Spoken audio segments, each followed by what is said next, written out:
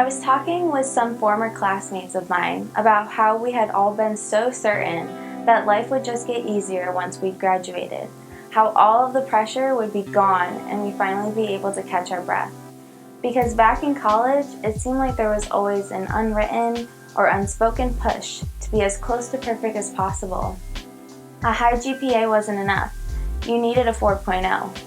And along with that 4.0, you also needed to be top of your class, and you had to be involved in the right extracurricular activities, or belong to the right fraternity or sorority, or possibly even hold an internship with a prominent company.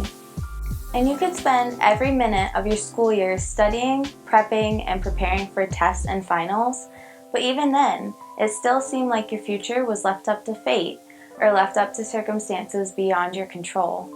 And so to help us through it, the commencement ceremony became our goalpost. Because once we made it past that point, it would all be smooth sailing from there.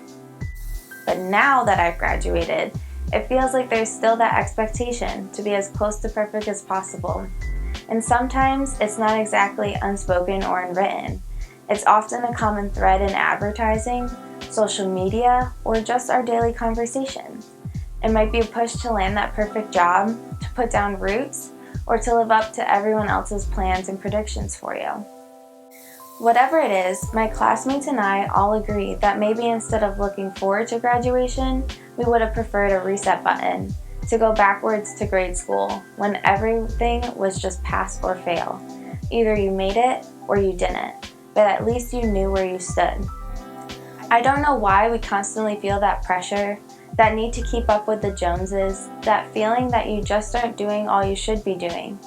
But I admit that I get caught up in all of it sometimes, in my personal and my professional life, and even in my spiritual life as well. Sometimes I just don't feel like I'm doing enough.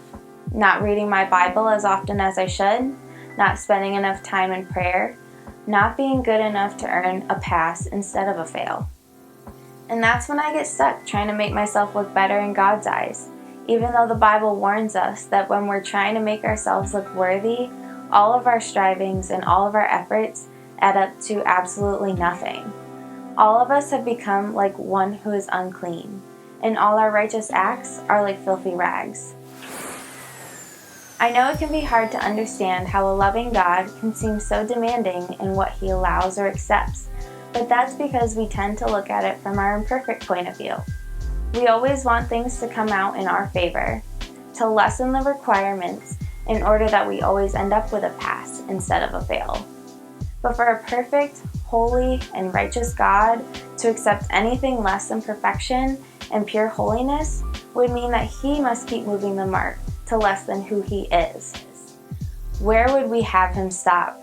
When would we say He has allowed enough but still held on to His righteousness? How often do we expect Him to look the other way?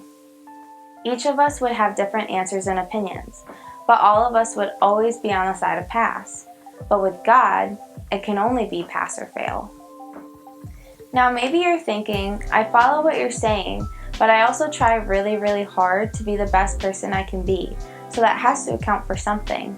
That has to at least get me closer to pass, right? Well, not when we look at the way God does. Indeed, there is no one on earth who is righteous, no one who does what is right and never sins.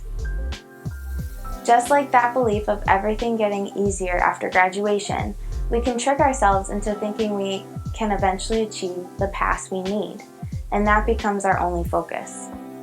That's when I wish there was a reset button here as well, and that's also when I'm reminded that there is, because the Bible tells us, but God demonstrates His own love for us in this: while we were still sinners, Christ died for us. God sent us His Son, Jesus Christ, to live the perfect, spotless life that God requires. Jesus passed every test and met every mark. And then He went one step further, and He offered His life as payment for all of our failings. Jesus earned the pass for all of us, and when we receive His work on our behalf, we know exactly where we stand. We stand as children of God. It's not a position or a role we can ever lose, because we were never able to earn it ourselves. Maybe there's no magic reset button to take us back to that simpler time and place, But Jesus' offer is always available, at any time, and for any one of us. So why continue to struggle and slave away, hoping your good deeds add up to an impossible task, when God has already shown us the answer? Lift up your eyes to the heavens, look at the earth beneath.